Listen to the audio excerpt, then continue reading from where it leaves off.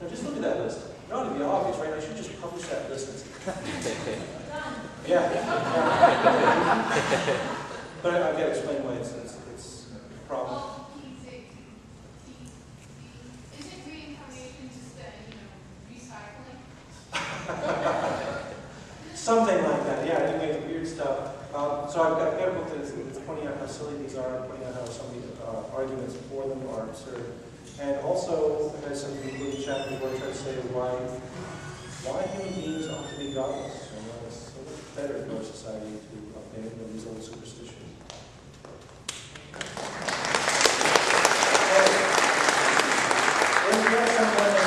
You all quiet. And then tell the publisher to have you come here and book tour. Yeah? Okay. Oh, right, because of rain is all which are long here, doesn't it? Yeah. Oh, okay. More questions? Oh, yes. Yeah. On that last topic, I wonder how you respond to people in the science community who have a place for God in their scientific worldview. For example, Dawkins obviously agrees with you, but Stephen Hawking, in A Brief History of Time, makes many mentions about a place for God in his understanding. The last paragraph of Origin of the Species talks about a creator, and I wonder specifically, last year a book came out by Francis Collins called The Language of God, Francis Collins, who headed up the Human Genome Project. So I wonder whether your response to these people have stronger scientific credentials and mention God and have a place for God in the reasoning is the same as your response to the theologians and the creationists. Yes, it is. That, having scientific credentials does not make you bullshit. That, for instance, well, first of all, I mention one thing. Charles Darwin only added that one mention of a creator in his book at the urgings of his religious wife. The first edition did not include it, and when you read his letters, he's actually feeling horrible that he inserted that due to popular acclaim. But yeah, the others, well, I would say that Francis Collins, for instance, is a very smart guy. He's a competent administrator. He's really good at his job, but he's also a faithhead. He believes in this nonsense about Jesus. And if you've read Language of the Language of God, you know that it's absurd how he tries to support it.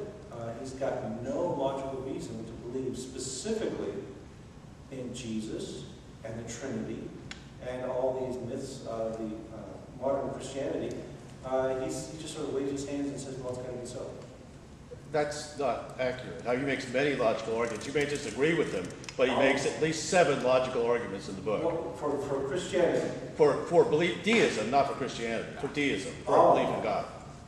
He does conclude Christianity is correct, but he makes... Well, okay, first of all, his arguments for Christianity are complete nonsense. But yeah, his arguments for deism are pretty weak too, as I recall. Can you think of one? Well, one of the most obvious complex problems is the issue of altruism with regard to... Oh yes, that was horrible. That was disgraceful. It may be really, that was a shameful piece of work on his part. Dennett spends time talking about this issue. It's not like it's an ignorant issue. It's an important issue. No, what was ignorant about Francis Collins is that he ignored all the research. That we have a huge body of theoretical and empirical results that show how you can get altruism. And he seemed to regard this as a miracle. It's like he is utterly ignorant of a huge field of research in evolution, which is one of the reasons that many of us opposed his appointment to the head of the NIH, is because he's a dogmatic, ignorant asshole when it comes to certain subjects. But not to take away from the fact that he is a smart man. My only point is that he was making an argument. He may lose the argument in your sense, but he was not simply dogmatically saying the Bible says that. No, that's not an argument. Saying that that nobody understands how altruism could have evolved, when many people do. When you look at the works of Hamilton and Trivers and many other people, when they've got all this stuff explaining exactly how it evolved, and he's saying that it doesn't exist. That's exactly what the creationists do. They say that there's no support for evolutionary biology. In other words, it's not an argument, it's a lie. Yeah. It's a lie. It's either a lie or it's profound ignorance on his part. either one is not very good for somebody who's Before we take another question, we're going to take a quick advertising break, if you don't mind. Oh, I didn't know that commercial we're time. a skeptic society, and he's got some great deals for you guys. The publisher of Skeptic magazine and also the publisher of Skeptical Inquirer magazine have given us some new back issues, books, and other materials here which are heavily discounted, and the sale of which will benefit the organization that brought PZ here to the campus. One of the things you really want to pick up on is from the Skeptic Society, How to Debate a Creationist. 25 answers to classical creationist arguments, 10 answers to intelligent design creationist arguments, just $3. Also have a baloney detection kit. And then Skeptic Magazine, which normally sells for $7 on the newsstand, is just $2 this particular issue. So empty your wallets, it'll help us out.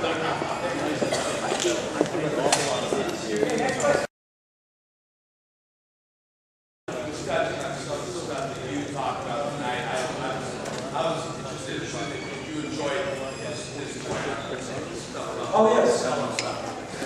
This is actually a good time to catch up on evolutionary theory. There's a whole bunch of books out there right now that are recommended. Dawkins' book, Creation on Earth, is great.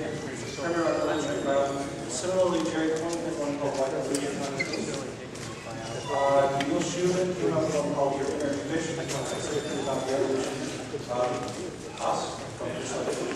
All of them are very good books, very good introduction.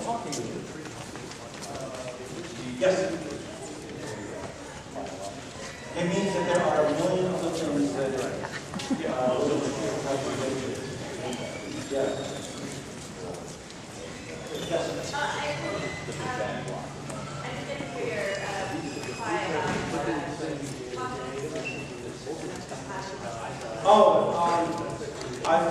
Anybody tinkling with the dials and playing around with the machinery? We got here, we're here, and all the evidence says there's nothing back there that brought it to us. We're the end result of chemistry and physics. And it's not at all surprising that we live in a universe that's compatible with our existence. It's really surprising if it wasn't compatible. Then That would be surprising. that would be existence for some kind of age. Yes? So I feel that one of the basic problems facing kind of the evolution, not the movement, because we don't really need a movement, but just its existence, is that science is hard, right? Like I'm a writer, and I did not understand anything that you have said in the last hour, but it's fascinating. So first of all, I wanted to ask, how do we get people to, how do I understand, how do we, encourage science education, encourage the knowledge, the basic understanding of evolution? And then the second question is, can you recommend some books for me, like that are science for dummies, evolution for dummies? I've read your Inner Okay, Fish. you just mentioned some. I really enjoy, but Dawkins' book, Creation on Earth, Jerry Coyne, White Evolution, Security, Schumann, Your Inner Fish. All really good books. Also, anything by Carl Zimmer. Anything by Carl Zimmer, that's very excellent. So yeah, the other books out there. The other part of your question, there's a lot of science I don't understand. You just mentioned physics. Yeah, forget, I can't understand what Hawking was talking about.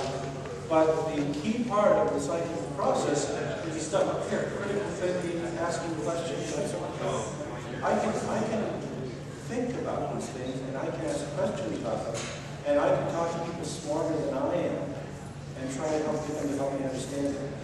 So, for instance, I may not understand much physics, but I can, for instance, listen to Larry Krauss, who's excellent at describing this sort of stuff. So you sit down with Sean Carroll, the other Sean Carroll at Caltech,